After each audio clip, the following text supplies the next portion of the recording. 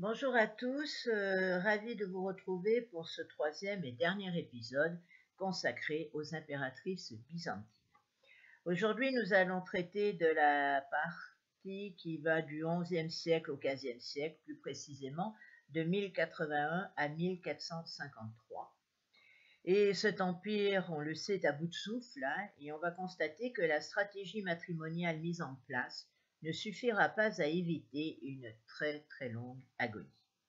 Et pourtant, avec Alexis Comnène, les débuts furent prometteurs, d'autant plus qu'il était bien entouré, comme vous pouvez le constater sur notre diapositive. Alors, les années qui avaient précédé son avènement avaient été marquées à l'intérieur par une succession de guerres civiles, opposant d'un côté le gouvernement des fonctionnaires du palais, auquel était associée la famille Doukas, à la noblesse militaire de province dont était issue la famille Comnène. Ça, c'était pour l'intérieur. Et à l'extérieur, l'Empire se désagrégeait. Les Hongrois avaient passé le Danube, les Turcs seldjoukides et les Péchénègues s'emparaient des provinces d'Asie, et les Normands avaient envahi l'Italie. Donc, on était très mal. L'entourage féminin sur notre diapositive est un bel exemple de cette influence que pouvaient avoir les femmes sur l'empereur, entre l'autorité et le pouvoir.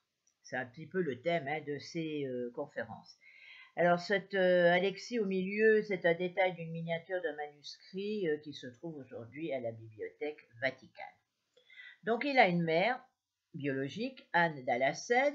Il avait eu une mère adoptive de son âge, mais qui était également sa maîtresse, Marie d'Alani, une épouse légitime, Irène Doukas, et une fille aînée, aux ambitions politiques bien ancrées, où s'ajoutait un talent certain d'historienne, Anne Comnène. Alors, nous allons commencer par la mère. Nous n'avons pas de diapositive de représentation de la mère, mais un texte de sa petite fille qui était très admirative de sa grand-mère. Donc, elle est la fille d'un haut fonctionnaire impérial en Italie. Cette famille des Dalacènes, originaire d'Asie mineure, est toujours proche des Comnènes, et elle va soutenir l'accession au pouvoir en 1057 d'Isaac Comnène. Anne, celle qui nous intéresse, était mariée à Jean, le frère d'Isaac. Donc elle était la belle-sœur de l'empereur. Lorsque cet empereur, Isaac, va abdiquer, il pense transmettre le trône à son frère Jean. Mais Jean refuse le trône, qui va donc passer à Constantin X de la famille des Doukas. Anne conçoit de ce renoncement une grande amertume, contre son mari, bien sûr, mais aussi contre cette famille, les Doukas. Elle craint pour sa famille, pour la survie de sa famille. Elle est très ambitieuse, elle est très intelligente, et elle va se lancer dans une politique matrimoniale qui lui permet de lier ses enfants à toutes les grandes familles aristocratiques de l'Empire. C'est ainsi qu'elle va marier sa fille Théodora au fils de l'empereur romain IV Diogène. Son fils aîné Manuel va obtenir de hautes dignités et il commande les armées de l'Empire en Anatolie, mais il mourra de maladie peu après. Anne refuse que le nom des Comnènes ne figure plus dans la liste des principaux officiers. Et donc, elle va envoyer son troisième fils, Alexis, combattre aux côtés de Romain IV, alors qu'il n'a que 13 ans. Mais l'empereur ordonne au jeune homme de retourner immédiatement auprès de sa mère. Alors, sous le règne de Nicéphore III Botanéias, qu'on a vu à la séance précédente, Anne d'Alacène et ses fils mettent en œuvre un coup d'État. Et pour ce faire, Anne va proposer à ses fils Isaac et Alexis de s'introduire dans le gynécée afin d'avoir la protection de l'impératrice Marie d'Alani, ce qui leur permettrait d'accéder plus facilement au pouvoir. Ils vont convaincre Marie d'Alani d'adopter Alexis, qui avait à peu près son âge, c'est-à-dire 25 ans, et en le faisant ainsi le frère et le protecteur de son fils Constantin, pour qui Marie d'Alani luttait. Il semble qu'assez rapidement, le jeune général et Marie devinrent amants. Anne Comnène, donc la fille, nous confirme que Marie aurait joué un rôle crucial dans le coup d'État qui devait renverser Nicéphore III et son remplacement par Alexis Ier. En 1081, Alexis prit le pouvoir. Il semble avoir pensé à répudier sa famille reine pour épouser Marie d'Alani. Après qu'il se fût emparé de la ville, il fut seul couronné, contrairement à la tradition, qui voulait que sa femme devienne impératrice lors de la même cérémonie. Il va s'installer au Boucoléon, le grand palais du domaine des Manganès où se trouvait déjà Marie, reléguant sa femme Irène, la mère et les sœurs de celle-ci, dans un palais plus petit, en contrebas du même domaine. Irène, néanmoins, fut couronnée impératrice et Marie, la maîtresse, donc, dut quitter le palais en échange d'un chrysobule, c'est-à-dire un contrat, qui confirmait les droits de son fils en l'associant au trône, le plaçant même au-dessus d'Isaac, le frère d'Alexis. Lors du coup d'État qui mène au pouvoir son fils Alexis, Anne, la mère, participe à l'action. Elle fait sortir les chevaux des conjurés des écuries de son palais. Elle sera enfermée au monastère par l'empereur Nicéphore, mais finalement elle se débrouille pour en sortir et elle est libérée le 1er avril 1081 lors de l'entrée d'Alexis dans Constantinople. Alors, notre Anne tente d'éviter que sa bru Irène soit couronnée impératrice en même temps que Alexis, mais les pressions du patriarche et de la famille Doukas obligent Alexis à passer outre l'avis de sa mère. Anne ne pardonne pas au patriarche cette intervention et obtient rapidement son remplacement par un moine de son entourage. Avec l'arrivée des Comnènes au pouvoir, l'ambiance du palais, et particulièrement des appartements des femmes, va connaître une réelle transformation. Anne d'Alacène y imposa une discipline quasi monastique. Il y avait des heures pour le chant des hymnes, pour les repas, pour les entretiens avec les magistrats. La ségrégation sexuelle fut renforcée. Il était convenu que la pudeur des femmes leur interdisait de vouloir paraître dans une assemblée d'hommes. Nous avons donc affaire à une mère omniprésente et, je dirais, une belle-mère abusive. Elle assiste en permanence son fils dans le gouvernement de l'Empire. Celui-ci, lors des premières années de son règne, quitte fréquemment sa capitale pour guerroyer contre les Normands, les Turcs ou les Péchenègues, et lui confie officiellement le gouvernement impérial. Et c'est un document officiel, ce qu'on appelle un chrysobule, qui est utilisé par la chancellerie impériale de Byzance.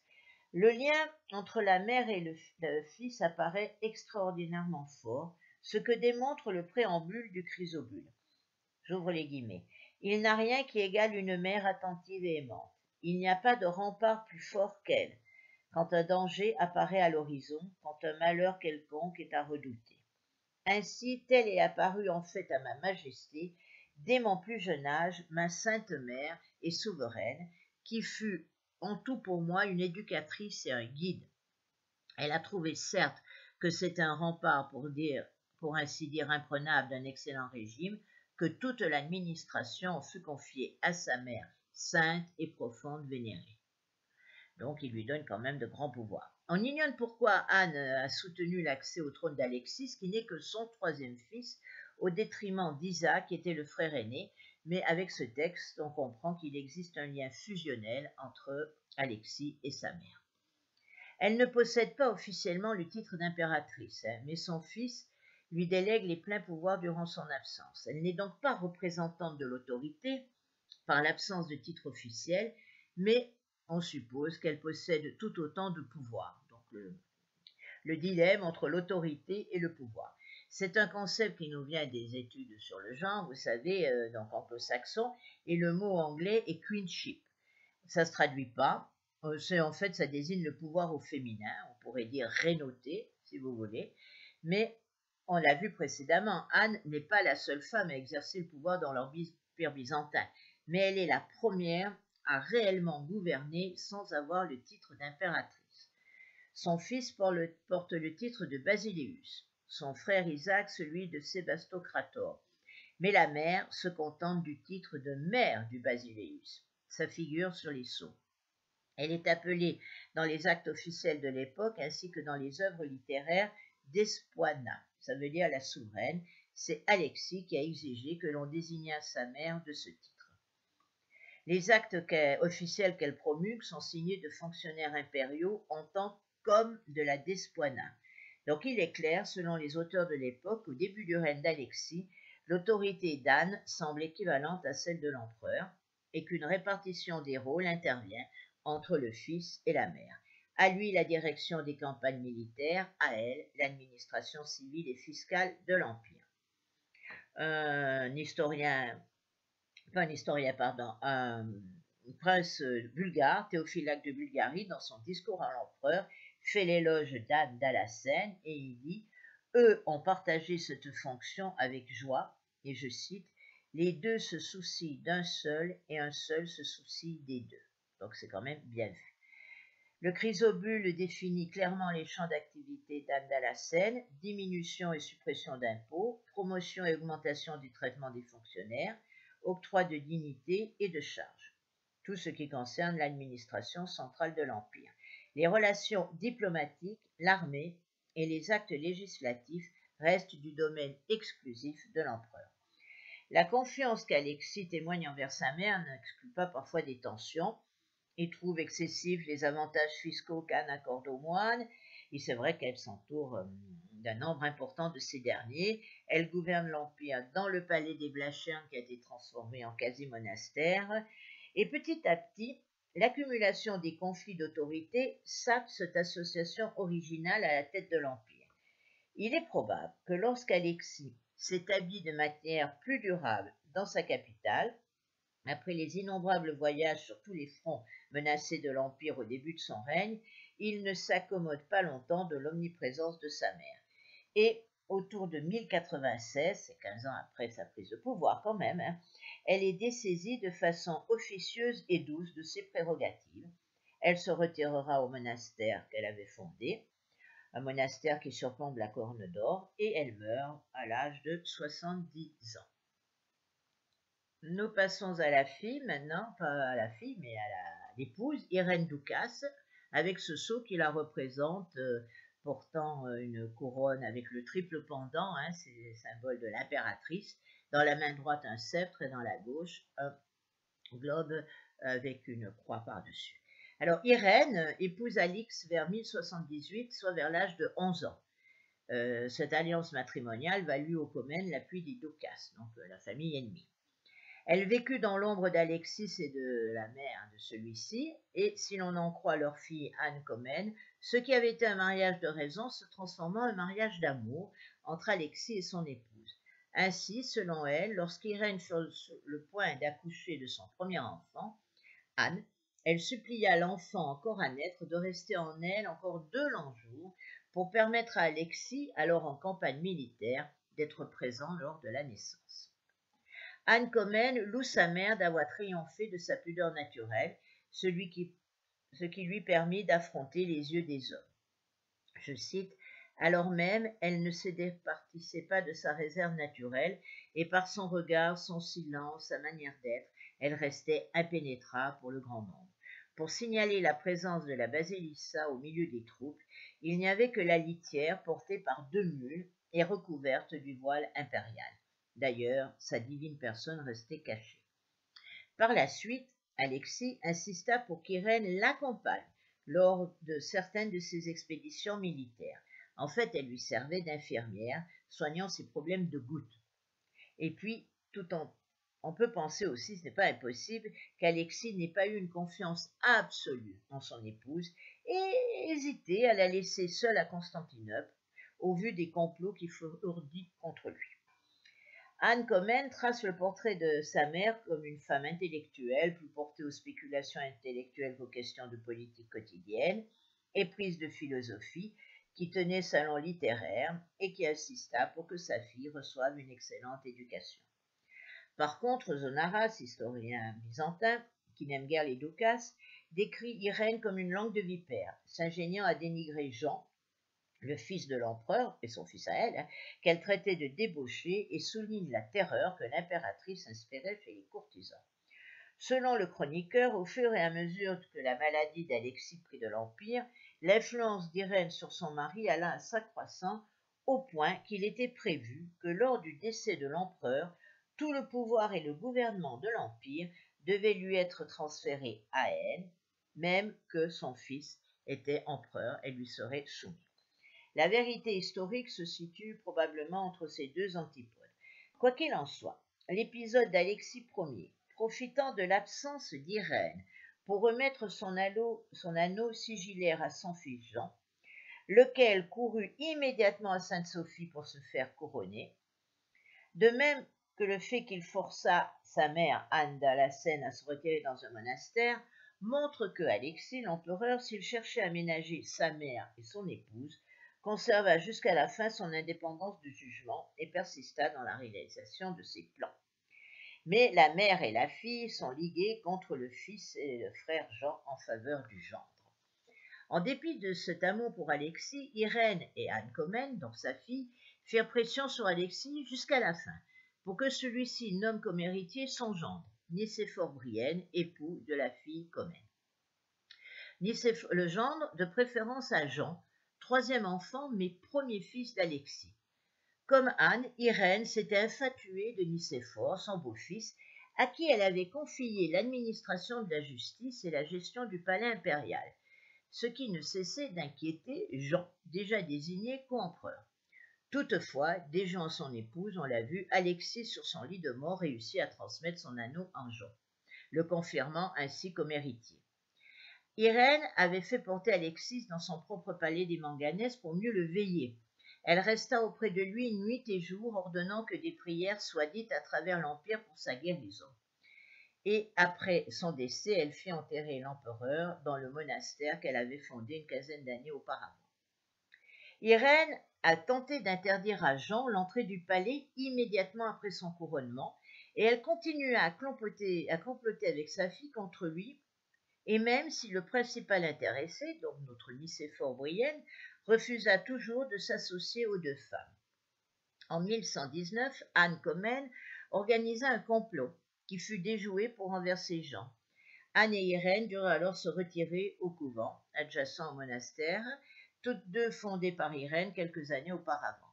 Le complexe du couvent abritait de confortables appartements destinés aux membres de la famille impériale, et ceux-ci pouvaient non seulement avoir des serviteurs, mais également recevoir des visiteurs de l'extérieur. C'est là qu'Anne Comnène devrait écrire l'Alexiade, alors qu'Irène se consacrait à des œuvres charitables et recevait ou correspondait avec de grandes figures de l'époque. On ignore la date exacte du décès d'Irène Ducasse, 1123 ou peut-être 1133. Nous passons ensuite à la maîtresse et la mère adoptive. On la connaît déjà, on l'a vu dans l'épisode précédent, on l'appelait la belle géorgienne, Marie d'Alani. Donc elle avait été mariée à 2 empereurs, maîtresse d'un troisième, mais honnêtement, le seul homme de sa vie, c'était son fils Constantin. Son deuxième mari, Nicéphore, lui avait promis que ce fils du premier mariage serait empereur, mais il ne tint pas parole et c'est pour cette raison qu'elle participa au complot pour le renverser. De plus, comme garantie de ses droits, Constantin fut fiancé à Anne Comnène dès la naissance de celle-ci, laquelle, comme le voulait la coutume, allait habiter chez Marie alors qu'elle n'avait que 8 ans. Les fiançailles précédentes de Constantin avec Olympia de Autorive, fille d'Iscar, avaient été rompues lors du renversement du père par Nicéphore Britanniates. Marie donc fut chargée de l'éducation de la jeune princesse qu'il adorait et avec qui elle partageait ses secrets. Dans la Lexiade, Anne trace le portrait suivant de l'impératrice mère. Elle avait la taille élancée comme un cyprès, la peau blanche comme la neige, un visage ovale et vraiment le teint d'une fleur printanière ou d'une rose. Quant à l'éclat de son regard, quel mortel le décrira jamais? Ses sourcils étaient bien définis et d'un rouge or, alors que ses yeux étaient bleus. Elle était une statue vivante, une joie pour tous les amateurs de beauté. En un mot, elle était l'incarnation de l'amour descendu des cieux sur notre terre. Elle est très lyrique, la petite Anne. Marie, donc, va s'installer dans un palais adjacent au monastère. Ça devient une cour parallèle à celle du palais impérial. On dit qu'elle a dû prendre le voile parce que un historien mentionne son vêtement austère, un train de vie ascétique. Mais elle restera, mais pour autant, elle n'est pas religieuse, si vous voulez. Bon, elle a un train de vie un peu plus simple. On sait que la situation devait changer drastiquement lorsque Alexis eut un fils. On est en 1087, il est couronné lors de son baptême, il fut proclamé co-empereur alors que le fils de Marie avait 18 ans. Et les fiançailles entre Anne et Constantin ne furent toutefois pas rompues, et elles ne furent interrompues que par la mort de Constantin en 1094.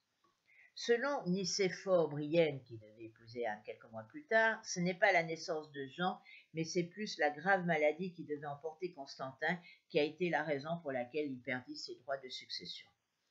Est-ce que c'est à cause de ça que Marie est poussée à agir à l'endroit d'Alexis comme elle l'avait fait à l'égard de son deuxième mari?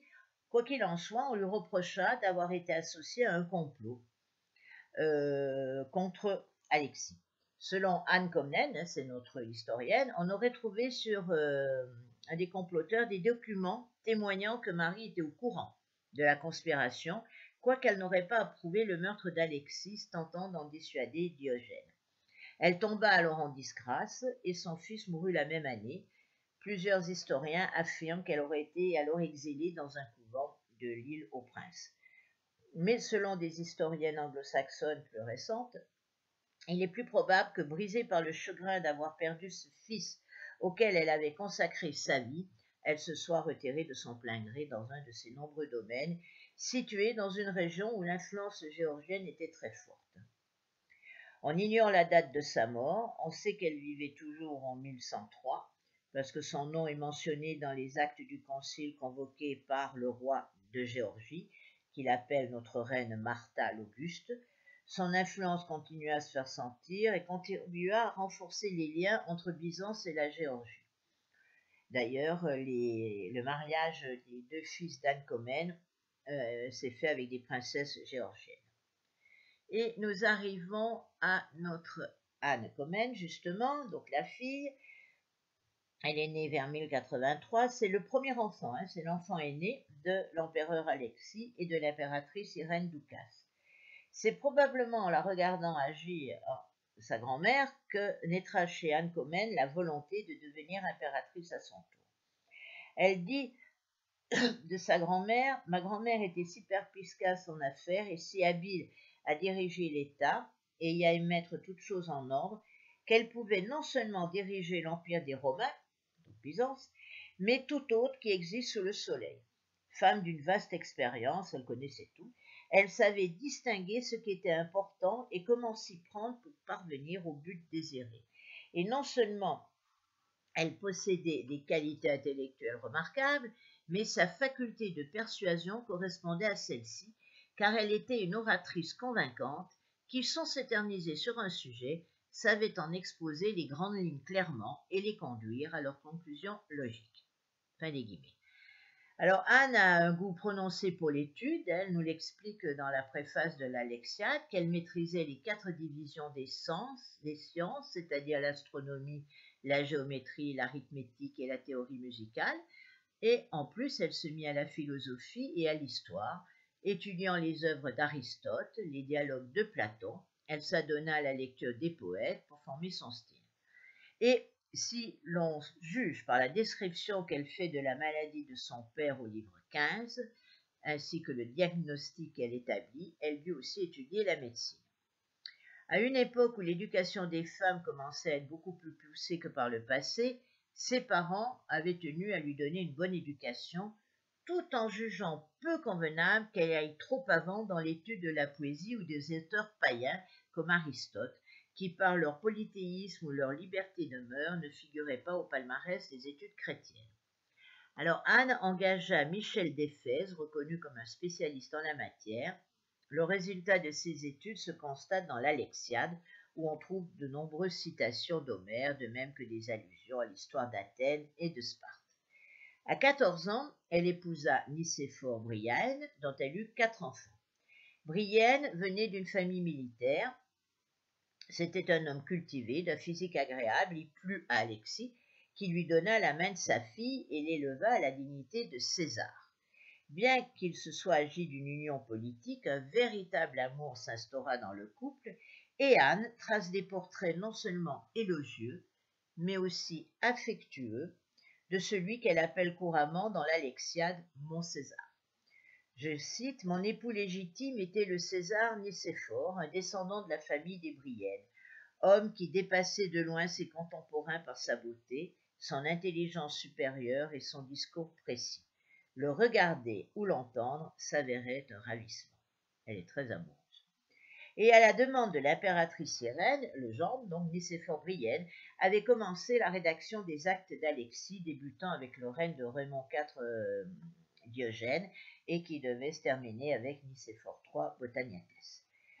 Anne était-elle vraiment persuadée que son droit d'aînesse, parce que c'est la fille aînée, lui permettrait de devenir impératrice comme l'avait été Irène, Zoé ou Théodora, on a vu précédemment? La chose est possible. Elle fait allusion à la naissance de son frère et au fait que ses parents désiraient voir celui-ci succéder à son père, et elle laisse penser qu'elle espérait plutôt régner en tant qu'épouse d'un empereur, qu'elle saurait dominer. En fait, c'était son but. Il est intéressant de noter cependant qu'au livre 14, elle ne fait même pas mention de son frère, alors qu'elle donne le titre d'empereur à son époux. Marque d'affection peut-être, mais contraire à la vérité historique.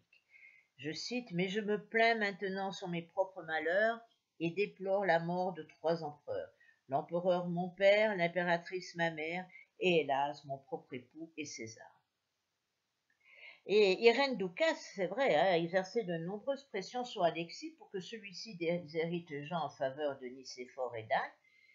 Que ce soit par sens du devoir, Brienne resta toujours fidèle à Jean II, il l'accompagnait au combat, sens du devoir ou simple calcul politique, estimant qu'il n'avait aucune chance de l'emporter sur un fils légitime. Donc Nicéphore refusa de se joindre à la conspiration de son épouse et de sa belle-mère, mais il ne les a pas dénoncés. Donc cette situation demeura confuse jusqu'à la mort d'Alexis en 1118. Anne Comnène nous présente l'image de l'ensemble de la famille réunie autour du souverain, moribond, se bornant à dire que le successeur de l'empereur s'était absenté discrètement vers les appartements qui lui étaient assignés, d'où il s'était hâté de se rendre au Grand Palais. Et notre historien Zonaras complète le récit en disant que Jean, après avoir reçu ou pris de force l'anneau sigillaire de son père, se rendit immédiatement à Sainte-Sophie après avoir obtenu l'appui de la garde Varegg, les Vikings, pour s'y faire couronner et être acclamé par une partie des sénateurs, des généraux et de la population. Jean, donc désireux de ne pas perdre le contrôle du Grand Palais, n'assista même pas aux obsèques de son père. Alors, ce premier échec n'empêcha pas Anne de continuer à vouloir s'emparer du trône en organisant un complot contre la vie de son frère. Son mari Nicéphore est tombé malade pendant la campagne de Syrie, et c'est là que Anne, âgée de 54 ans, commence la rédaction de l'Alexiade. L'Alexiade, c'est un long poème épique en 15 livres, rapportant les exploits de son père qu'elle adulait. C'est une de nos principales sources d'informations sur l'histoire politique de Byzance de la fin du XIe et du début du XIIe siècle, et aussi, mais ce n'est pas le sujet du jour, ça permet de comparer les points de vue occidentaux et orientaux sur la première croisade. Le gros de l'œuvre a été rédigé après l'accession au trône de Manuel en 1143 et on pense qu'elle travaillait encore sur le texte en 1148. L'année de la mort de Anne Comnène est elle-même incertaine, autour de 1153, disons. Alors vous pensez bien qu'après ces fortes personnalités, la succession est difficile. Nous allons passer aux belles étrangères. Alors d'abord avec Piroska et cette représentation de Sainte-Sophie. Alors elle s'appelle Piroska, elle est orpheline très tôt, elle est adoptée, si on peut dire, par le roi de Hongrie, Koloman, dont elle est la cousine. Et c'est ce souverain maillard, pour améliorer les relations avec son voisin byzantin Alexis Comnène, il va organiser le mariage de la petite cousine avec Jean, dont on vient de parler, et Comnène, le fils aîné, héritier présomptif d'Alexis. Jean est déjà co-régent de son père depuis quelques années, et les négociations nuptiales vont aboutir. Le mariage est célébré en 1104. Lors de son adhésion à l'Église orthodoxe, elle est rebaptisée Irène et s'installe au palais impérial de Constantinople. Irène joue un rôle mineur dans le gouvernement de l'Empire. Elle est très pieuse, elle vivait simplement au Grand Palais. Elle et son mari, très pieux aussi, vont fonder beaucoup de monastères, en particulier celui du Christ Pantocrator. Elle meurt en 1134, elle sera vénérée comme une sainte et sa fête est célébrée le 13 août. Ensuite, nous avons une exotique aussi, hein, on change de pays, Berthe. Alors, je n'ai pas de représentation de la demoiselle, donc je vous montre le château de la famille. Elle est la fille de Béranger Ier de Sulzbach et d'Adélaïde de Wolfratshausen. Elle est adoptée, elle aussi, par l'empereur de Saint-Empire romain germanique, Conrad III. Elle vient à Constantinople et elle épouse, sous le nom d'Irène, elle aussi doit changer de nom, Manuel Ier. Alors c'est des raisons politiques. Bien sûr, ce mariage, c'est une idée de leurs pères respectifs dans le but de sceller une alliance contre le Normand Roger II de Sicile. À cause de ses origines, elle venait des Francs, en plus elle est catholique, les prêtres byzantins de la cour expriment une forte réserve. Elle est cantonnée dans le quartier des femmes. Bon, on sait que Manuel va construire pour elle un palais, va lui donner des vêtements quand même dignes d'une impératrice. À ce moment-là, l'État byzantin doit faire face à de formidables défis. À la fin du XIe siècle, les Normands ont conquis la Sicile aux dépens des Byzantins. Les Turcs seldjoukides ont quant à eux avancé en Anatolie centrale. Au Levant, une nouvelle force est apparue, les États latins d'Orient des croisés. Et toutes ces nouvelles puissances qui s'attaquent aux terres byzantines représentent bien sûr un danger. Alors voilà une carte de ces États latins d'Orient entre la première et la seconde croisade. La première épreuve que Manuel doit affronter, c'est quand Raymond de Poitiers, qui était prince d'Antioche, lui demande la cession des territoires ciliciens. La Cilicie, le sud de la Turquie aujourd'hui.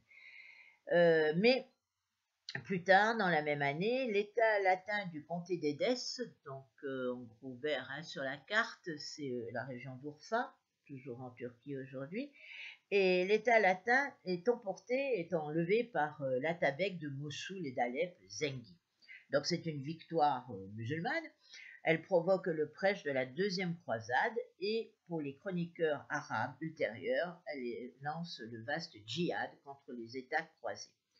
Raymond voit bien que son flanc oriental est exposé dangereusement à cette nouvelle menace, alors il n'a pas d'autre choix, c'est de faire une visite humiliante à Constantinople, parce qu'il comprend bien qu'il ne peut pas compter sur une aide immédiate de l'Occident, c'est un peu loin quand même, et alors il ravale sa fierté, s'assied dessus, il demande protection à l'empereur, et son allégeance à Constantinople est assurée. Les Byzantins sont de toute façon très prompts à apporter leur aide à Édesse et Antioche parce qu'ils ont toujours considéré que ces deux villes leur appartenaient, faisaient partie intégrante de l'Empire. En 1147, nous avons le passage de la deuxième croisade, et on a au pouvoir donc Berthe. On retrouve notre Berthe, on sait qu'elle va montrer des talents diplomatiques entre son époux et l'empereur germanique. On a conservé d'elle des poèmes, un discours. L'année de son décès est incertaine. Voilà. Mais de ce mariage sont nées deux filles. Et ça va pas, ça compte pas. Il faut un héritier mâle. Emmanuel va chercher une nouvelle épouse, exotique, Marie d'Antioche, qui est née Marguerite Constance, fille de Raymond de Poitiers et de Constance de Hauteville. Alors, quelques mots sur cette principauté d'Antioche, qu'on vient d'évoquer là brièvement, mais qui a connu des femmes de caractère en lutte contre le patriarcat ambiant. Une représentation des remparts, et la première, c'est la grand-mère de notre mari, donc il s'appelle Alix. Alors, sérieusement, je n'ai pas de représentation d'Alix, donc j'ai choisi une diapositive représentant sa sœur, Mélisandre, donc on peut espérer qu'elle se ressemblait. En tout cas, notre Alix, donc fille de Baudouin II, roi de Jérusalem, et d'une princesse arménienne, est l'épouse de Bohémond, prince d'Antioche, et elle a donc une fille, Constance, qui est l'unique héritière de la principauté. Elle est veuve, Alix veut garder la régence, Constance n'a que 2 ans, mais des rumeurs affirment même qu'elle a enfermé sa fille dans un couvent pour pouvoir prolonger la régence. Sentant que son père, c'est la fille du roi de Jérusalem, est sur le point d'intervenir dans les affaires de la principauté, et qu'il va agir comme un suzerain plutôt que comme un père, elle envoie un message à Zengi, l'Atabeg d'Alep et de Mossoul, donc l'ennemi, faisant appel à son aide. Elle lui promet de le considérer comme son suzerain. Le roi Baudouin arrive aux environs d'Antioche avant, il peut intercepter le messager qui est aussitôt pendu. Donc Zengi ne sait pas à quoi il a échappé. Alix va ordonner la fermeture des portes et son père demande l'aide du voisin, le comté d'Édesse, il s'appelle Josselin de Courtenay. Elle gagne la faveur de la population, elle leur distribue des fortes sommes prélevées sur le trésor, mais bien sûr elle va être trahie par un chevalier normand et un moine qui vont ouvrir les portes de la ville au roi et à ses compagnons. Alix se barricade dans une tour, mais conseillée par les notables de la ville, elle se rend et demande pardon au roi, son père, qui bien sûr lui pardonne, mais lui ôte la régence qu'il donne à Josselin, et il l'exile à la Odyssée, qui faisait partie de son douaire. Baudouin meurt, le père donc, et il est remplacé par Foulques d'Anjou, comme roi de Jérusalem, c'est le beau-frère de notre Alix, et Josselin, le régent d'Antioche, meurt également, ce qui fait qu'en 1132, notre Alix se gagne l'appui de 3 puissants barons. Donc ça montre bien l'harmonie qui régnait entre les barons croisés. Donc ils sont 3 à se mettre d'accord avec elle pour l'aider à récupérer Antioche. Les notables de la ville, inquiets de ce retour, font appel au roi et Alix est de nouveau exilée à la Odyssée pour la 2e fois. 4 ans après, soutenue par sa sœur Mélisande, épouse du roi de Jérusalem, elle redevient régente d'Antioche, mais le patriarche d'Antioche organise un complot pour écarter définitivement Alix de la régence. Et qu'est-ce qu'il va faire? Il va négocier le mariage de Constance, donc la fille, avec un prince aquitain, Raymond de Poitiers, qui arrive à Antioche en avril 1136. Le patriarche latin de Jérusalem, c'est quand même un malin, est parvenu à faire croire à Alix qu'il vient en fait, que Raymond vient en fait pour l'épouser elle et non sa fille, qui n'avait que 9 ans. Et il fait enlever l'enfant et il célèbre le mariage de l'enfant dans la cathédrale et de Raymond. Alix, humilié, quitte définitivement Antioche pour la Odyssée. Nous avons ici une représentation de notre Raymond de Poitiers, donc finalement n'épousera pas la mère mais la fille, et un peu plus tard il accueille Louis VII à Antioche, vous savez, pendant la 2e croisade, Louis VII, roi des Français, et sa femme Aliénor d'Aquitaine, nièce de Raymond, font une halte à Antioche. Les relations de Raymond avec sa nièce étaient si intimes que l'archevêque Guillaume de Tyr insinue qu'il existe entre eux une relation charnelle. Bon, Louis VII l'apprend, le croit, il est dépité, il est courroucé, il renonce à reprendre le comté d'Édesse, pourquoi il était venu. L'acte est dénoncé, selon les historiens, comme une faute politique, et il se lance vers Jérusalem. Aliénor refuse de le suivre, il la prend un peu de force, et cette campagne va se solder par un échec écrasant. Pour la petite histoire, à son retour en France, Aliénor se retire sur ses terres d'Aquitaine et elle va demander au pape donc l'annulation. Le couple fait savoir au pape qu'il souhaite l'annulation de leur mariage pour consanguinité. Et Aliénor, comme vous le savez, épousera en seconde noces en 1152 Henri Plantagenet, le futur roi d'Angleterre. Là, elle est représentée sur un vitrail de Poitiers. Alors, revenons à Raymond. Notre Raymond, il est tué à la bataille 2 ans après. Et on a une description de lui et de Guillaume de Tyr disant qu'il était très élégant, figure grande et élégante, le plus beau des princes, conversation et affabilité charmante, et puis doué dans le maniement des armes, et je cite, protecteur des lettres bien qu'illettré, un croyant sincère et un mari fidèle, mais une personnalité entêtée, colérique et peu raisonnable.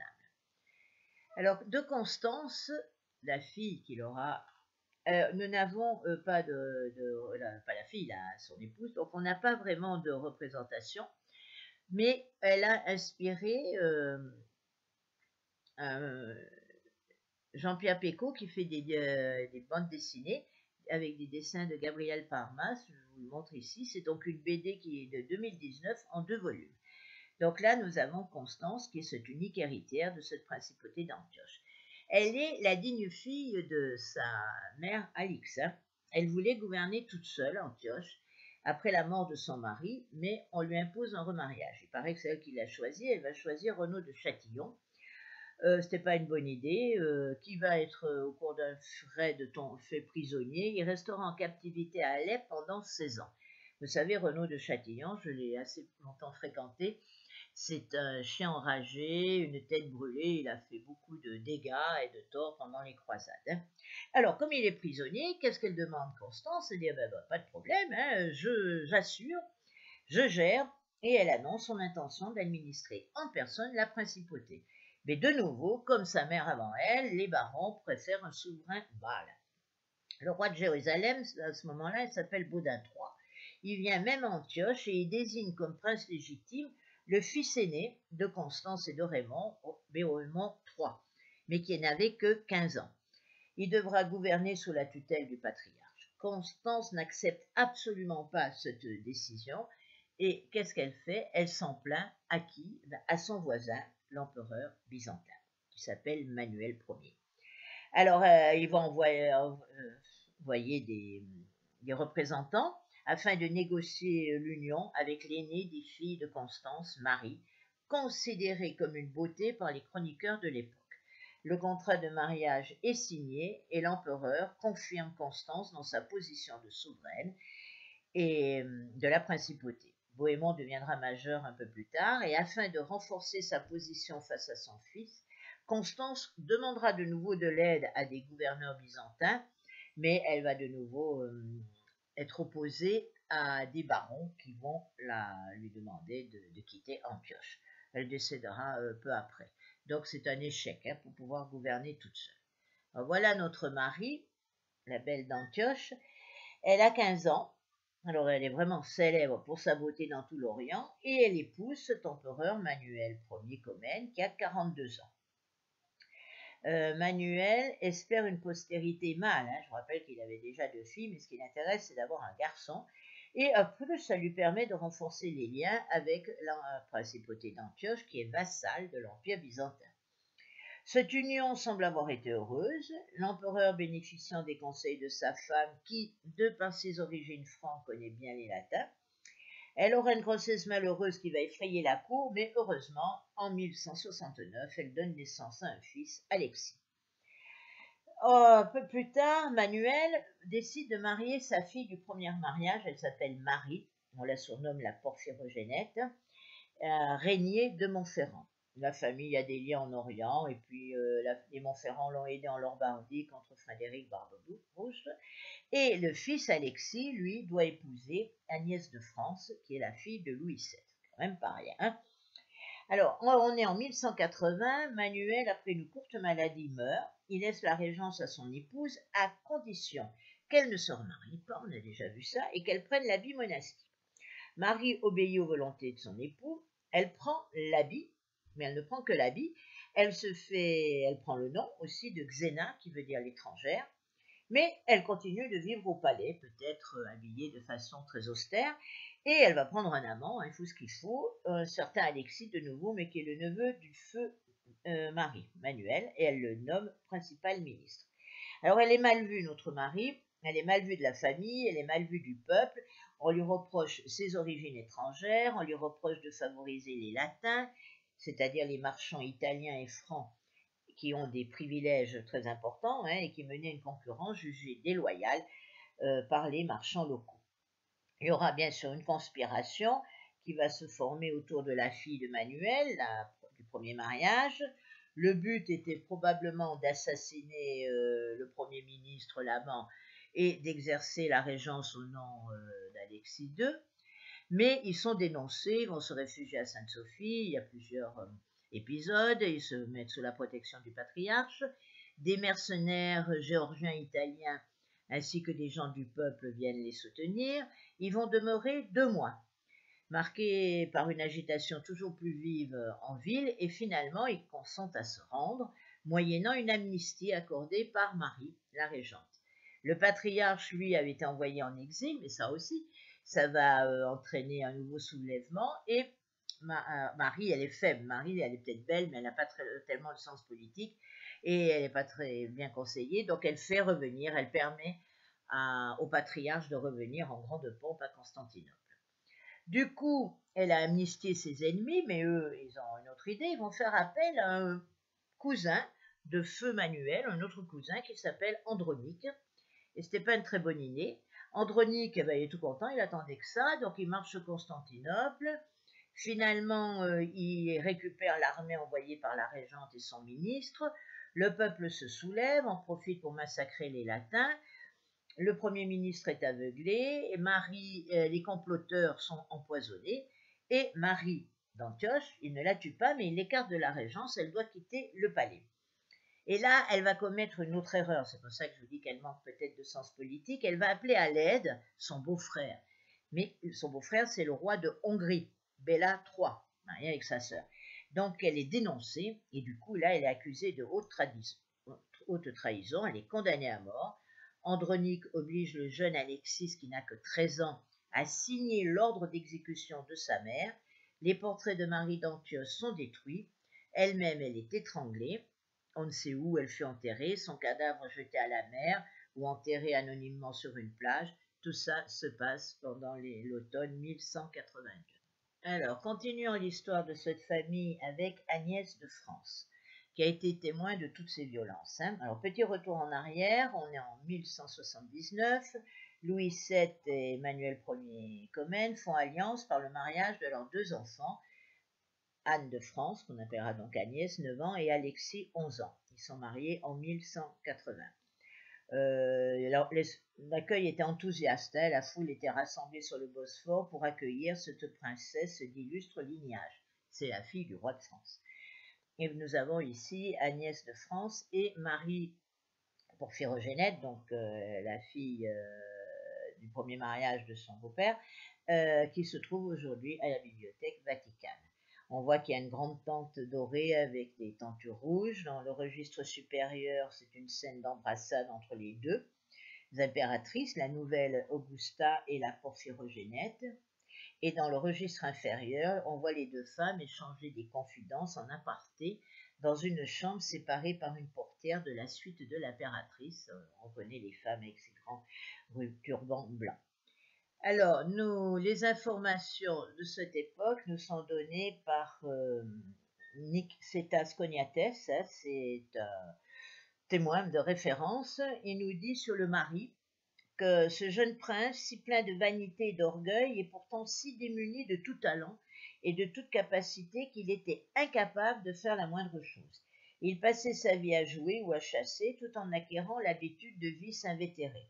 Bon, moi, il me semble qu'il avait que 11 ans, mais enfin, il l'a habillé pour l'hiver.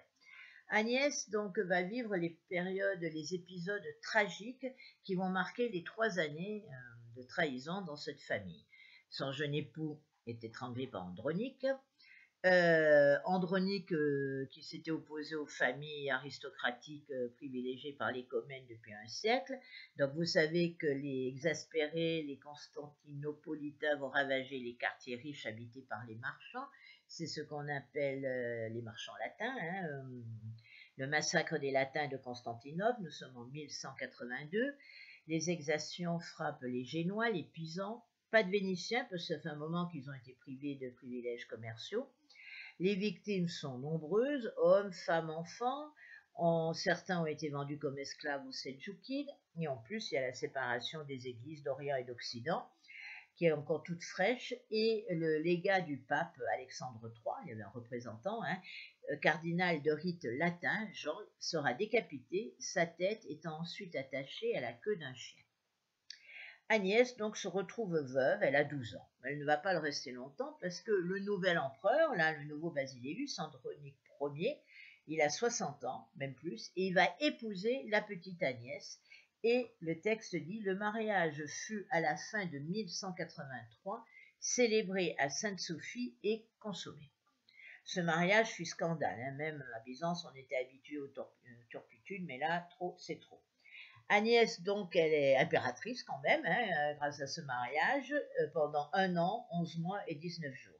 Parce que bien sûr, la population va se soulever après contre Andronique, donc il va s'enfuir sur une galère avec sa femme. On pense qu'il avait l'intention de rejoindre la Russie, sachant détesté dans une bonne partie des provinces byzantines, mais il est rattrapé. On le ramène dans la capitale et il va être victime d'une exécution sanglante. sur le modèle de celle qu'il offrait à ses opposants. Alors je ne résiste pas au plaisir de vous la décrire dans le détail. Il est battu publiquement, ses cheveux et ses dents arrachées, une main coupée. Il est ensuite emprisonné quelques jours dans le plus profond dénuement, puis éborgné, traîné dans la city à dos de chameau, subissant la vindicte populaire. Son supplice ne s'arrête pas là, il est suspendu par les pieds dans l'hippodrome, il prie Dieu de mettre un terme à ses souffrances. Enfin, c'est 2 soldats latins qui ont pitié de lui, qui vont l'achever en lui plantant leur épée dans le ventre. Et son corps serait abandonné quelque temps, puis finalement sera amené dans un monastère. Son fils aîné est aveuglé, son deuxième, qui était désigné successeur, est tué. On ignore ce que devint la jeune femme pendant les jours troublés qui suivirent sa chute. Vous avez ici une représentation de l'humiliation d'Andronique. Et Andronique est responsable, entre autres, dans l'affaiblissement de l'Empire, mais qui culmine bien sûr avec le sac de Constantinople, avec cette représentation de gravure de Gustave Doré. Mais retour d'Agnès. Alors, malgré la chute d'Andronique, on ne la tue pas. Elle conserve son rang, elle est impératrice, et son douaire. Et on sait qu'elle devint la maîtresse de Théodore Branas, un membre influent de la cour byzantine. Ils ont eu une fille qui épousa plus tard un seigneur français. La petite Agnès était présente lors des prises de Constantinople en 1203-1204, au cours de la 4e croisade. Elle refusa de parler aux croisés, ses anciens compatriotes, affirmant avoir oublié le français, sa langue maternelle. Plus tard, elle se mariera avec Théodore, et on sait qu'il a été devenu gouverneur de Constantinople. Alors, en 1206, Henri de Flandre, un des croisés, va conclure une convention avec Théodore et Agnès. Et Villehardouin, donc chroniqueur chrétien, latin, dit « fut faite et conclue la convention et la paix fut conclue entre les Grecs et les Francs ». Notre historien Charles Dille pense que notre Agnès aurait joué un rôle de réconciliatrice, permettant peut-être de rapprocher les vainqueurs et les vaincus. Enfin, ça lui fait plaisir de le dire. Et il nous écrit « Née fille de France, morte dans une principauté grecque vassale d'un empereur latin, ayant fondé avec Théodore Branas une famille qui sera toute française, elle rejoignait ainsi harmonieusement, malgré les aventures orageuses d'une partie de sa vie, son lit de mort à son berceau. » C'est bien dit. Elle meurt, on ne sait pas, 1220-1240. Donc on voit bien qu'au XIIe siècle, l'enjeu diplomatique le plus important fut de forger des alliances avec d'autres puissances, que cette politique étrangère se traduit bien sûr par des mariages royaux. 11e, 12e siècle, épouser une princesse d'origine latine, c'était de plus recherché. Ça permettait d'affaiblir, mais c'est lié, je veux dire, cette recherche éperdue un peu d'alliance montre bien l'affaiblissement de l'Empire des Comnènes. Et notre Agnès, par contre, avait reçu un livre qu'on appelle le livre grec d'Augusta, à son arrivée à Constantinople, qui lui dicte ses nouvelles obligations d'épouse. Donc du coup, ça nous renseigne un petit peu. On a la cérémonie de transition, ainsi que le rite de passage vécu par la jeune fille qui avait 9 ans à l'époque, vous savez, de passer d'un pays à l'autre. Le prénom est changé, de Anne, elle deviendra Agnès. Et une fois que sa personne est donnée à l'empereur byzantin, la princesse est censée, c'est ce qui est écrit dans le livre, se détacher de ses racines d'origine. Agnès de France n'a plus le sentiment d'appartenir à la France, mais plutôt un attachement aux valeurs de sa nouvelle terre d'accueil. Alors nous allons passer à la dynastie des Anges qui a régné 19 ans. C'est une catastrophe. Il y a 3 empereurs, plus même un 4e, mais qui fait même pas 3 mois. Donc c'est une période troublée, une période de défaite de cet empire byzantin. La carte là nous le montre bien. Vous voyez que par rapport à l'étendue de l'empire, avant l'arrivée de la croisade de 1204, va être de plus en plus rétrécie. Donc nous avons de byzantins tout ce qui est mauve foncé, et nous avons en bleu ce qu'on appelle les États successeurs de l'Empire byzantin, comme l'Empire de Nicée, Trébizonde, et l'État d'Arta. Et puis alors en bleu plus clair, vous avez États croisés, hein, comme le royaume de Thessalonique, le duché d'Athènes, la principauté d'Achaïe. Enfin, voilà, je vous laisse regarder la carte. Et vous voyez quand même que le sultanat de Roum, là, la couleur verte, est en train de gagner beaucoup de terrain. Alors, ces anges, mon Dieu, on a un certain Isaac de Ange, il va être empereur pendant 10 ans, puis il est renversé par son propre frère, puis rétabli sur le trône par les croisés, et de nouveau éliminé, et parce qu'il ne pouvait pas, il était incapable de remplir les engagements financiers pris à l'endroit des croisés. Les impôts supplémentaires étaient levés sur la population, donc tout ça ne suffisait pas. Et ce sera injuste de faire porter l'entière responsabilité de la chute de Constantinople sur cette dynastie. Les germes étaient déjà présents, on l'a vu, mais ils sont vraiment tout à fait incapables. Et en fait, les croisés vont profiter de ces dissensions. Alors, il y avait quand même des femmes là-dedans. On a quelques impératrices. La première s'appelle Marguerite de Hongrie. En fait, elle est d'origine latine par sa mère. Sa mère, c'est Agnès d'Antioche, c'était la demi-sœur de Marie. Donc, ce sont ces latines, mais nées en Orient, qu'on appelle des poulains. Elle va épouser Isaac. En fait, Manuel la donne en mariage au roi de Hongrie, sa mère, et le couple, c'est pour ça qu'elle s'appelle Marguerite de Hongrie, le couple a 4 enfants. La prise de Jérusalem, voilà une date importante, 1187, prise de Jérusalem par Saladin, entraîne la 3e croisade qui sera menée par Frédéric Barberousse, que voilà. J'ai écrit mauvais nageur parce que Barberousse s'est noyé en Asie mineure, il n'a jamais pu arriver à Constantinople. C'est un accident, il n'a pas été noyé. Alors le problème, c'est que Isaac et Barberousse avaient signé un contrat en 1188 disant que l'accord autorisait les armées germaniques à traverser le territoire byzantin à condition qu'elles s'abstiennent de toute violence.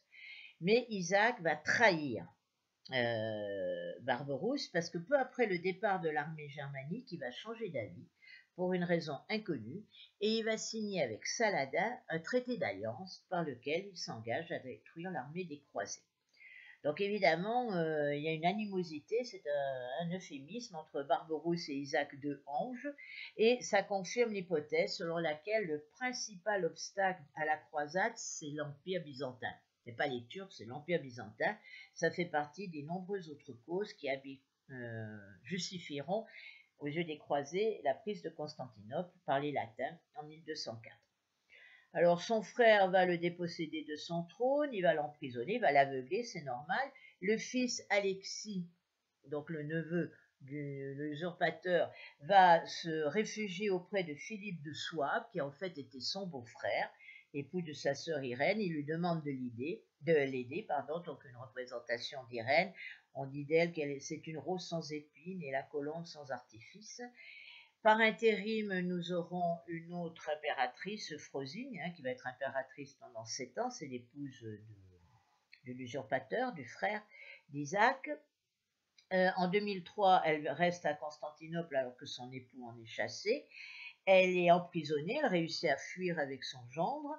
Elle se réfugie dans les Balkans. Elle est capturée, elle est mise à rançon par Boniface de Montferrand, donc un des croisés, elle sera rachetée. Elle a une vie aventureuse. Elle est rachetée par Michel Doukas et elle meurt en Épire, c'est-à-dire l'Albanie d'aujourd'hui. Alors on a le retour du père aveugle et du fils vers 2003-2004. Et notre Marguerite, donc comme Isaac, il revient au pouvoir, mais il est aveugle et puis de toute façon il ne peut pas rester, on le chasse. Notre Marguerite est veuve. Et alors c'est quelque chose qu'on a déjà vu, c'est que la veuve va épouser tout simplement celui qui a tué son mari et qui a pris sa place, c'est-à-dire Boniface de Montferrand, le chef de la 4e croisade. Alors lui, Boniface de Montferrand, il rêvait de l'Empire latin de Constantinople, il est candidat malheureux, et en compensation, on lui donnera le royaume de Thessalonique, donc c'est pas si mal que ça. Du coup, en épousant Marguerite, son beau-frère, c'est le roi de Hongrie, donc ils peuvent se rapprocher. Ensemble, Marguerite et Boniface ont un fils, Démétrios de Montferrat. Boniface est tué 3 ans après. Il laisse un testament désignant son fils comme son successeur, bien sûr, pour diriger le royaume de Thessalonique sous la régence de Marguerite au cas où le petit serait trop jeune pour régner, et c'est ce qui est arrivé. Marguerite assure la régence jusqu'à sa majorité. Elle ne s'accroche pas, elle est prudente, elle retourne en Hongrie, où elle épouse un troisième mari, un certain Nicolas de Saint-Omer. Alors, nous avons une nouvelle carte là, après 1204. Donc, vous avez donc les États successeurs de l'Empire byzantin, les États catholiques, latins catholiques, et les États grecs orthodoxes, plus encore les États croisés. Donc, on voit que le plus important, c'est celui-là, hein, en bleu, l'Empire de Nicée. C'est le plus étendu des États grecs. Il occupait en Asie mineure une large bande de terre. Il va de la mer Égée à la mer Noire. Et il doit se défendre à la fois contre les autres États successeurs et le sultanat seldjoukide. Donc, il a du travail. C'est un certain Théodore Lascaris, la famille des Lascaris, qui va réussir à édifier un État politiquement stable et économiquement viable. Ses successeurs, Vatatzès et Théodore II, vont étendre le territoire en Europe et petit à petit, ils vont encercler Constantinople. Après avoir écarté le successeur légitime, un certain Michel VIII, paléologue, parviendra à reprendre Constantinople en 1261. Alors, quelques figures notoires d'impératrices. Par exemple, nous avons Yolande de Hainaut. Sa mère, elle est la sœur de la reine de France, voilà, c'est pas rien, et elle est l'épouse de Pierre II de Courtenay, qui est un capétien dont elle a 12 enfants. Ce Pierre II de Courtenay est élu empereur de Constantinople, mais il est fait prisonnier, il meurt en captivité, donc Yolande va assurer la régence. Et comme d'habitude, pour se ménager un puissant allié, qu'est-ce qu'elle fait? Elle négocie le mariage de sa fille avec une fille qui s'appelait Marie, avec l'empereur byzantin de Nicée, le Théodore Lascaris. Donc c'est toujours le même schéma. Marie de Courtenay, donc, elle appartient par son père à la maison capétienne de Courtenay. Quand Yolande, la mère, va mourir, le frère de Marie, Robert, va lui succéder. Le mari, l'époux plutôt, de Marie de Courtenay, Théodore Lascaris, estime que son mariage lui donne des droits sur Constantinople, hein, et finalement c'est son beau-frère, et il attaque la ville, et puis finalement il aura un accord avec son beau-frère.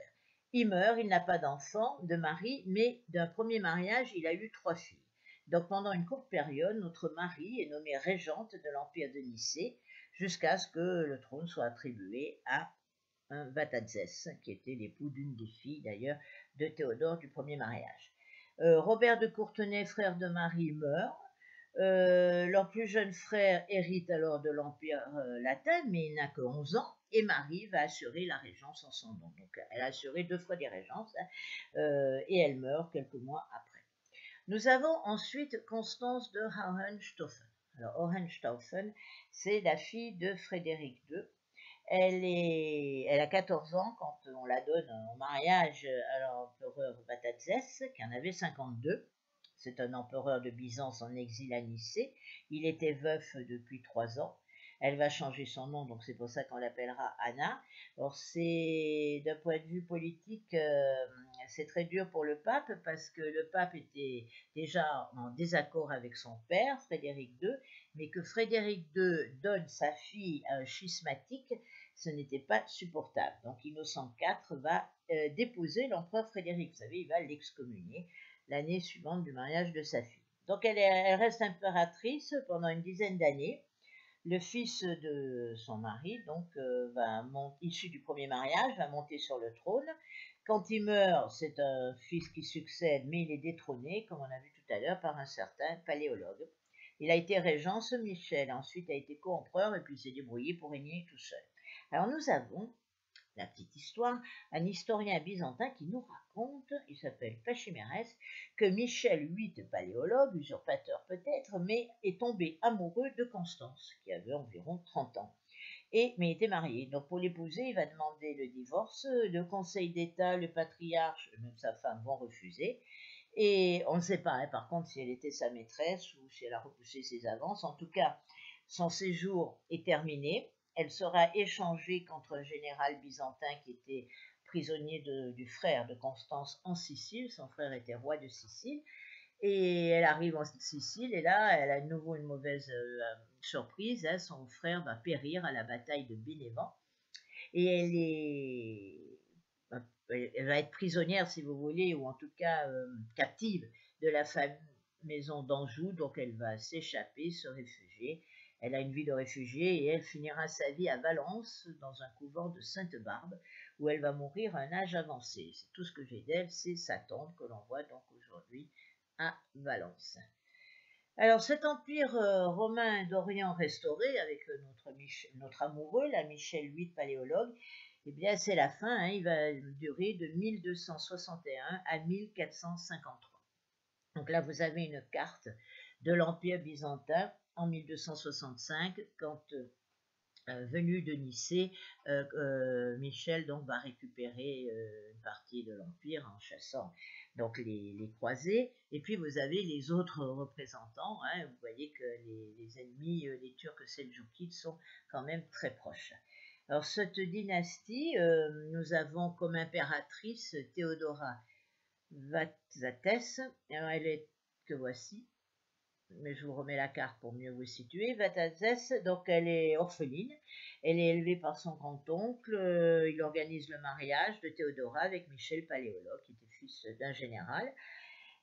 Quand il rentre à Constantinople, c'est le 15 août 1261, bien sûr, Théodora et les enfants débarquent, et c'est là qu'il y a la crise dans le couple. Hein, donc Michel serait tombé amoureux de Constance, qui était une veuve, et donc tout le monde nous dit que c'est impossible, hein, on ne peut pas divorcer comme ça, il faut trouver un mobile justifiable. Donc là, il n'y en a pas, et comme je vous ai dit, donc Constance sera renvoyée dans sa famille. Nous savons peu de choses sur ce Théodora. Hein, elle a soutenu les communautés monastiques. Son mari menait une politique en faveur de l'union de l'Église lors du concile de Lyon, par exemple, en 1274, l'Église d'Orient et d'Occident, mais elle était contre. Et dès qu'elle sera veuve, elle se rétractera et elle soutiendra l'Église orthodoxe. Tel, nous avons un couvent, hein, un monastère plutôt, qui a été créé, enfin restauré, et qui aujourd'hui est la mosquée de Fenari Isa à Istanbul. C'est un monastère qui a été fondé au XIe siècle, qui avait été agrandi ensuite. C'était fait pour accueillir les enfants, les petits-enfants, servir à la fois de lieu de repos et de sépulture pour la famille impériale. Nous passons ensuite à Andronique II, paléologue, qui s'est marié avec Yolande de Montferrat. Alors, il y a eu un premier mariage avec Anne de Hongrie, mais elle est morte jeune. Mais en tout cas, elle lui avait donné 2 fils. Donc, quand il veut se remarier, la succession est assurée. Donc, Andronique est obligé de rabaisser ses ambitions matrimoniales. Il ne peut pas s'allier avec une grande famille régnante, puisque les enfants de ce deuxième mariage n'ont aucune chance de pouvoir régner un jour. Donc il s'abaisse, hein, il va choisir la fille du marquis de Montferrand, qui était quand même petite fille du roi de Castille, une Yolande qu'on rebaptisera Irène, et dont je n'ai aucune image. Mais ils auront 7 enfants, dont 3 meurent en bas âge. Donc je vous montre le mari à gauche, parce que pour la beauté de l'art, hein, c'est une fresque du monastère de Saint-Jean le Précurseur en Grèce, près de Cérès, et une de sa fille préférée, qui deviendra reine de Serbie, à droite, avec une fresque, elle s'appelle Simonide, qui se trouve dans le monastère serbe de Gračanica. Pardon, je ne suis pas sûre de la prononciation. Notre Yolande de Montferrat, comme elle est latine, elle pensait qu'elle pourrait faire partager l'empire l'héritage à tous ses enfants, ceux du premier mariage et ses fils, mais donc ça ne va pas marcher. Donc elle va quitter Constantinople avec ses fils sous le bras, et elle va s'installer à Thessalonique, où elle ne cessera plus d'intriguer contre son époux. Elle y meurt 15 ans après. Elle organise sa propre cour, contrôle ses propres finances, elle mène une politique étrangère. importante. Alors notre historien byzantin la dépeint comme une meneuse ambitieuse et arrogante, mais on a l'impression que Thessalonique devient le refuge de toutes nos impératrices en manque d'héritage. Nous aurons ensuite une Rita d'Arménie, une Irène de Brunswick, née Adélaïde, qui devra elle aussi se convertir à l'Église. Donc chaque fois qu'elles se convertissent, elles prennent le nom d'Irène. Et puis alors Jeanne de Savoie. Jeanne de Savoie, qu'on appellera Anne de Savoie, c'est une princesse de la maison de Savoie et elle est la seconde épouse de l'empereur Andronique III, paléologue. Alors Jeanne de Savoie n'est pas... notre Andronique, je veux dire, était veuf, bien sûr, et il fallait une épouse occidentale du parti gibelin, c'est-à-dire pro-empire. On est à l'époque où il y avait les Guelfes et les Gibelins. Le comte de Savoie-Édouard venait de succéder à son père, ça tombe bien, il avait une sœur à marier, ça pouvait être intéressant, la Savoie pouvait être un pion intéressant pour Byzance dans cette alliance contre les Guelfes, et pour la Savoie, ma foi, s'allier avec la dynastie impériale, même un peu fatiguée, c'était pas si mal que ça. Donc du coup, les comtes de Savoie devenaient comme des intermédiaires entre deux sphères d'influence en Méditerranée. Notre Jeanne de Savoie, elle n'est pas partie toute seule, sa suite était composée de 70 personnes, 7 valeureux chevaliers, 4 dames nobles, 4 demoiselles, 23 écuyers, un chapelain, 3 frères mineurs, 15 valets de chambre et, le plus important, 9 préposés à la table et à la cave. Mais elle est partie en hiver. Donc quand elle arrive à Constantinople en février 1326, donc c'est en hiver, mare clausum, elle est malade, on ne peut pas faire le mariage tout de suite, en plus le mari doit aller un peu guerroyer, et elle ne sera épousée qu'en octobre, selon le cérémonial habituel. Les Savoyards, il y aura des échanges culturels, seront les premiers à enseigner aux Byzantins l'art de la joute et des tournois qu'ils ne connaissaient pas. Ils s'installeront assez longtemps en Thrace, le jeune couple ne vivait pas exactement à Constantinople, il faut dire qu'il y avait encore un empereur en place. Elle aura un fils, enfin 2 filles, plus un fils, donc c'est fantastique, l'avenir est assuré. Et quand son mari Andronique doit partir à la tête de sa flotte contrecarrer le plan fomenté par les hospitaliers de Rhodes, les Génois de Phocée et les Vénitiens des Cyclades, eh bien, il lui laissera la protection de Constantinople. Elle prendra la régence, comme d'habitude, au nom de son fils, et à la suite d'une longue guerre civile, Anne devra se plier aux conditions d'un vainqueur. Et voilà, elle aussi, elle prendra refuge à Thessalonique où elle tiendra une cour jusqu'à sa mort. Nous allons terminer avec la famille Dragas.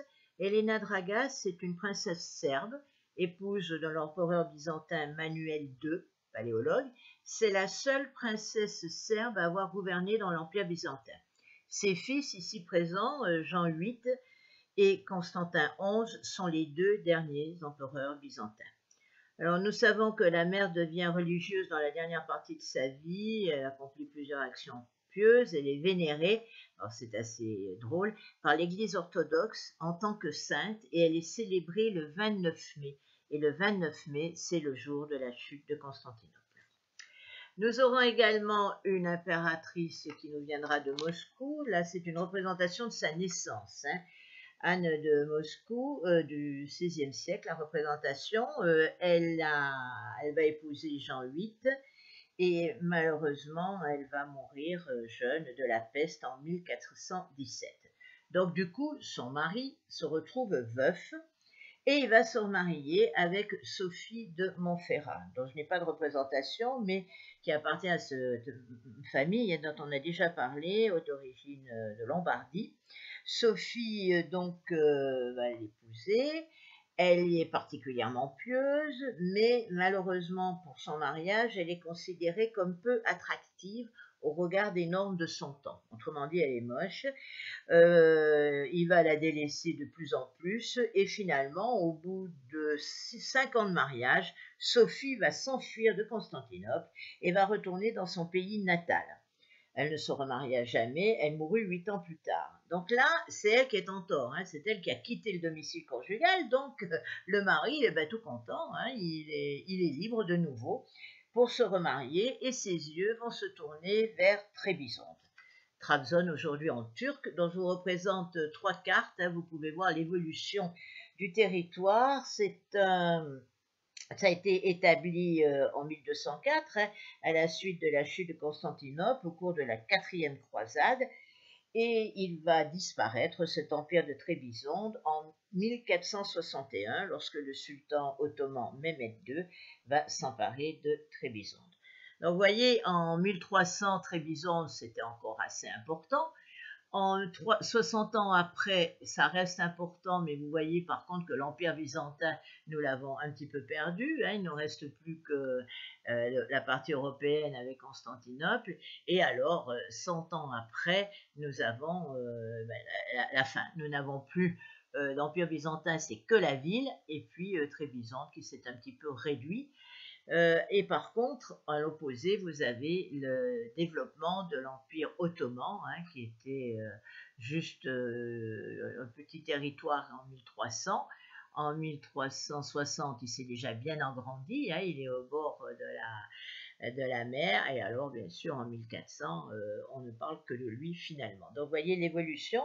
Et comme notre histoire, c'est les impératrices, le dernier empereur de Trébizonde, c'est David II, ou David Comnène. Il va régner de 1458 jusqu'à 1461.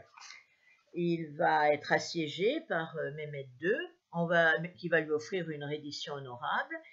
Pour éviter la destruction et le pillage de la ville, il accepte la reddition et donc il se rend sans combattre le 15 août 1461. 2 ans après, il est accusé d'avoir pris part à un complot. Il est arrêté car Mehmed II est décidé à empêcher la perpétuation de la dynastie des Comnènes. Donc le sultan condamne à mort David, mais lui promet l'amnistie s'il se convertit à l'islam. Comme il refuse, lui et ses fils sont tués à Constantinople, leurs restes sont éparpillés dans la campagne. Seul un fils, Nicéphore, va échapper au massacre. Il va trouver refuge en Laconie, donc dans la région de Sparte, en Grèce aujourd'hui. Ses descendants vont y régner jusqu'au XVIIe siècle. Et en 1676, ils vont fonder une colonie grecque en Corse et se mettre au service de la République de Gênes. Ils vont adopter les usages français à la fin du XVIIIe siècle et prendre le nom de Stéphanopoli de Comène et sont reconnus dans leur titre par Louis XVI en 1787. Donc on a des Comènes en Corse. L'empereur David, lui, a été canonisé récemment à la demande de l'Église grecque par le patriarche de Constantinople en août 2013. Et c'est pas innocent, donc on le canonise en août 2013 et la même année, on va transformer cette église de Sainte-Sophie à Trabzon, qui avait été déjà transformée en musée, mais elle va redevenir une mosquée. Et c'est sous le même président que la Sainte-Sophie d'Istanbul, donc Erdogan. Alors notre David, il avait une sœur qui a surtout séduit Pisanello à Vérone. Donc elle fait partie de ce décor de l'église Sainte-Anastasie à Vérone qui date des années 1435. C'est une légende, Saint-Georges et la princesse. Et vous voyez qu'elle est peinte de profil avec une effigie de médaille, on va voir le détail. Elle a les cheveux, une coiffure très élaborée, les bandes qui retiennent la grande masse des cheveux en suspension. L'implantation des cheveux est très haute selon la mode des premières décennies du XVe siècle. C'est obtenu en épilant les cheveux sur le front et les tempes, et sa somptueuse robe est faite bien sûr de tissu et de fourrure. Alors, notre Marie de Trébizonde, elle est née vers 1404, et elle va donc épouser Jean VIII Paléologue. Elle est en fait la dernière impératrice byzantine parce que son beau-frère, Constantin VI, le frère de son mari, quand il va devenir empereur, était déjà veuf pour la seconde fois et donc il ne va pas se remarier et il mourra veuf mais sans épouse, donc il n'y avait déjà plus d'impératrice. Elle mourra en 1448 alors que la ville ne tombera qu'en 1453. Voilà, en conclusion, on se rend bien compte que toute cette stratégie matrimoniale n'a pas empêché la chute de l'Empire byzantin. Ce qu'on sait moins, c'est que des princesses byzantines furent mariées à des princes turcs, tradition qui sera perpétuée sous les Ottomans qui étaient sensibles au charme des sultanes venues de régions étrangères. Excepté Théodora, épouse de Justinien au VIe siècle, Irène, seule au pouvoir à la fin du 8e siècle, nos sœurs Porphyrogénète, Zoé et Théodora au XIe siècle et Anne d'Alacène au XIIe siècle, excepté celle-ci, toutes les autres ont pu influencer leur époux, certes, mais sans réel pouvoir. Le témoin de cet échec des femmes à s'emparer du pouvoir politique est Anne Comnène, fille aînée, fille chérie, haut niveau d'éducation, bref, toutes les qualités pour gouverner, mais un seul défaut, être une fille. Donc on a pu également constater que leurs sœurs latines, mais nées en Orient, ont connu la même opposition des barons à leur émancipation, comme quoi le patriarcat ne connaît pas les frontières. Merci de votre attention, à bientôt et bon appétit.